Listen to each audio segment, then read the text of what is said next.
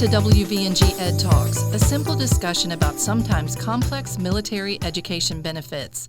I'm Dr. Sherri Shafer, Education Services Officer for the West Virginia National Guard. Today's show is about SAPR, Sexual Assault Prevention and Response. This is a very serious topic that is beneficial to our service members both while they are on duty and off, including while attending school. Let me provide a disclaimer. This topic may be offensive to some listeners and may not be appropriate for children. It may also serve as a trigger for victims of sexual assault, so please keep that in mind if you choose to continue to tune in to this episode. That being said, there is a lot of good information to be learned, especially since this is Sexual Assault and Prevention Month. Joining me today is Jenny Calagrasso, the Sexual Assault Response Coordinator for the West Virginia National Guard. Welcome to Ed Talks. Hey, Sherri. Thanks for having me. So glad you are here. So as I mentioned, April is Sexual Assault and Prevention Month, and we are hyper-focused on this topic at this time, but it really is a subject that is something we should be thinking of and aware of year-round. Wouldn't you agree? Absolutely, I agree. This is not something that just happens one time a year. It's something that we need to be cognizant of every day. Well, one of the statistics that I recently heard was that every 73 seconds, someone in the U.S. is assaulted. Unfortunately, that is the truth. And so, and that tells me this is not something that is just April. No, it is not. So can you, as delicately as you are able, define what is sexual assault? Sexual assault is defined as a crime. It's an intentional sexual contact, characterized usually by a use of force, physical threat, or abuse of authority, or when the victim does not or cannot consent. Sexual assault includes rape, non-consensual sodomy, which is oral or anal sex, indecent assault, unwanted, inappropriate sexual contact, or attempts to commit these acts. Sexual assault can occur without regard to gender or spousal relationship or the age of the victim, and consent cannot be deemed or construed to mean the failure by victim to offer physical resistance. Also keep in mind that consent cannot be given when a person uses force, threat of force, or coercion, or when the victim is asleep, incapacitated, or unconscious. That's a pretty hefty definition. It's very deep. It covers all the bases as far as what is deemed as sexual assault. Can you speak to some of the statistics now? Is this a growing problem in the U.S., and is it primarily something that you see focused on women more than men? You know, what do you know about it? It's a growing problem in the U.S., not just the U.S., around the world. In the military in general, if we look at the statistics from 2019, there were 7,825 cases reported of sexual assault in the military, which is up 3% from the previous year. In 2019, 19% of the sexual assaults reported in the military were male victims. So it's not just a female problem. It's not just women that are being sexually assaulted, and I think we lose sight of that. We have a lot of men that have been sexually assaulted that are kind of lost in the shuffle, and we need to pay more attention to that and get them to file reports so that they can get the help they need as well. Do you think there's a lot of those cases that might not be reported?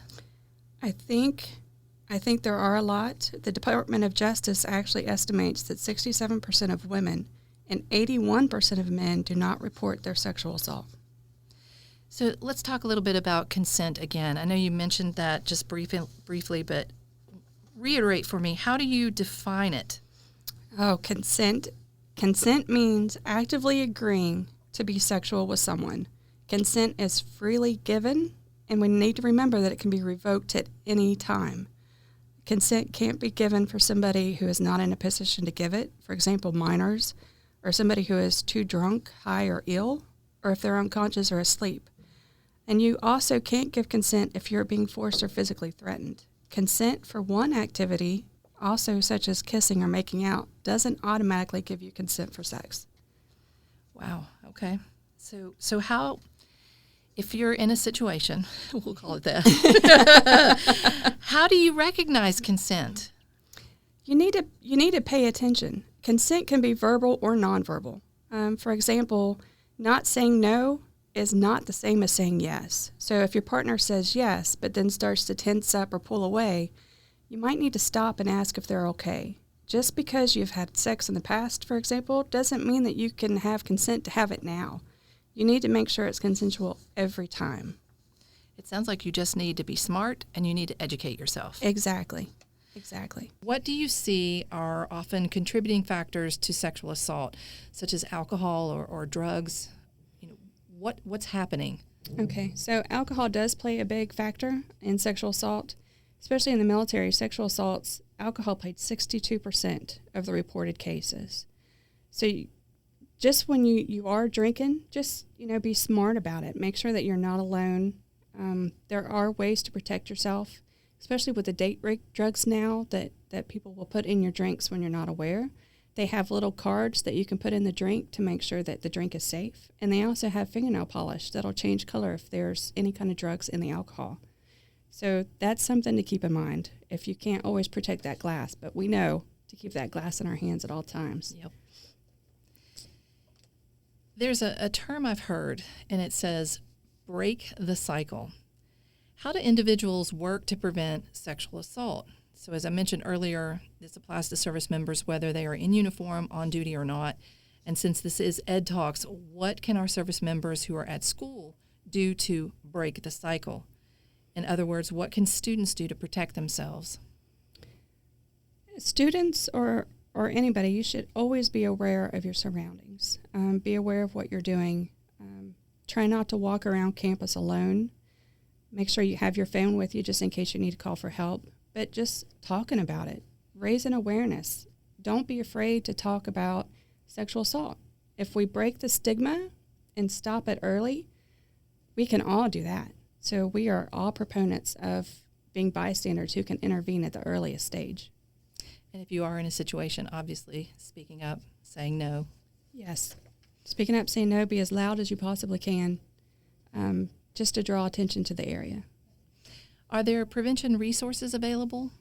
There are prevention resources. Every campus has a sexual assault prevention and education program where they do prevention and outreach. Marshall, for example, is training students. They require in their undergraduate student athletes or graduate students to take a 45-minute class on prevention and sexual assault and the resources that are available to you. And most schools have that ready. So they're there for you to utilize.